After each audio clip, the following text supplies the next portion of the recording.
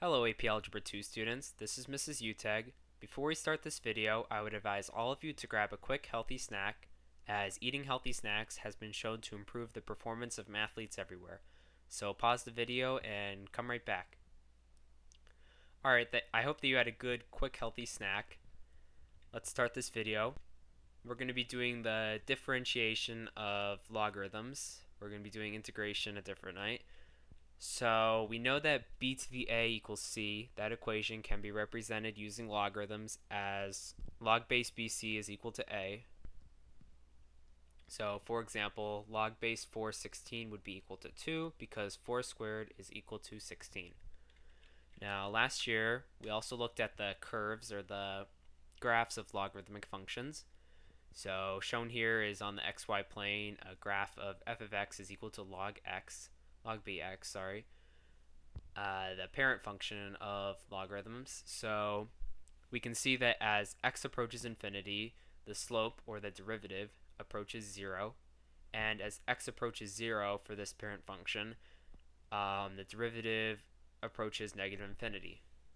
So you can already kind of see what the derivative is going to look like, but let's go ahead and get into the rules. So the derivative rules for logarithmic functions, the first one is that the derivative of the natural logarithm of x is equal to 1 over x. The proof for this is actually pretty difficult, so we're not going to get into that tonight, but it involves taking the limit of, the limit derivative of e and all the different logarithmic properties that we learned last year. So you can Google that in your own time, but it's pretty complex. The next rule is that the derivative of e to the x is equal to e to the x. So many people will actually just define e. Before we saw e defined as a limit, but many people will just say that e is defined as the value such that when raised to the x power, the derivative is equal to that raised to the x power.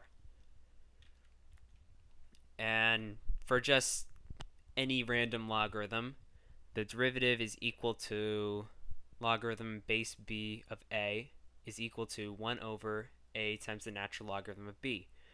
And this can be proven fairly easily just using the change of base rule and the quotient rule for differentiation. And last but not least, we know that the derivative of a to the x is equal to a to the x times the natural logarithm of a. Okay, so let's get into some examples here. Our first example, find the derivative of the natural logarithm of 2x squared. So just a quick recap is that the derivative of the natural logarithm of x is equal to 1 over x. We just went over that. We'll use the chain rule here, and we'll say since it's 1 over x, the derivative of ln x, we'll apply the chain rule using ln of x as f of x, and then we'll get 1 over 2x squared times the derivative of 2x squared is just using the power rule, 4x. And when we simplify this, we get 2 over x. Okay, our next example, find the derivative of tangent of x times e to the x. So this is just going to use the product rule. And we know that the derivative of tangent of x, if we apply the quotient rule, and then if we apply the Pythagorean identities, it's secant squared of x times e to the x plus tangent of x times e to the x, and just by the product rule. This is kind of strange because we're seeing that the e to the x term is, well, repeated. So you could leave it as this, or you could factor the e to the x out with many cases. Our next example is we're given f of x is equal to 4 times the logarithm of x.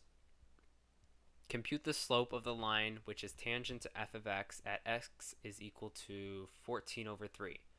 So of course we know that the derivative of a function at a point is basically the same as the slope of the function at that given point, the instantaneous slope. So we can just find the derivative of f of x at 14 over 3. We remember that the derivative of the derivative of a logarithm in base a of x is equal to 1 over 1 over b times, 1 over x times log of a, where a is the base. And of course, since no base is explicitly stated here, we're assuming that the base is 10 for this logarithm. So applying that logic, we can find that f prime of x is equal to 4 over x ln x. And then we can just plug in 14 over 3 to this, and after simplifying, we get that the slope is going to be 6 over 7 times natural logarithm of 10. Alright, getting into our last example for the night, we're given that g of x is equal to 5 to the x. Find the equation of the line perpendicular to g of x at x equals 0.5, rounding all coefficients to the nearest hundredth. So I'll let you give that a try, so go ahead and pause the video and try it. Alright, so let's compare. First, I knew that we were going to have to use the point slope formula to find the actual equation of the line, so I found g of 0.5 to be approximately, just using my calculator, 2.236. And then I found g prime of x, the derivative, using the fact that the derivative of a to the x is equal to a to the x times ln of a. I found that that was 5 to the x times the natural logarithm of 5. And then I found the derivative at 0.5, just plugged in 0.5 to x, and I found that was approximately 3.599. And then I used my point slope formula, which you should all know, and I found that after just plugging in y1 as the value of g of 0.5, the slope would be the negative reciprocal of the derivative of g of x at 0.5, and then x was given to us as 0.5, and I wrote it in the form y equals mx plus b. You could just keep it in the point slope form if you wanted, but remember to round all coefficients to the nearest hundredth. Alright, and just one more problem for homework. This is a challenge. We're going to find the indefinite integral of the natural logarithm of x. So I promised we wouldn't do integration tonight, but we are. Sorry, I lied. A quick hint for this is just to integrate by parts. So use the integration by parts formula, which is derived from the power rule for differentiation.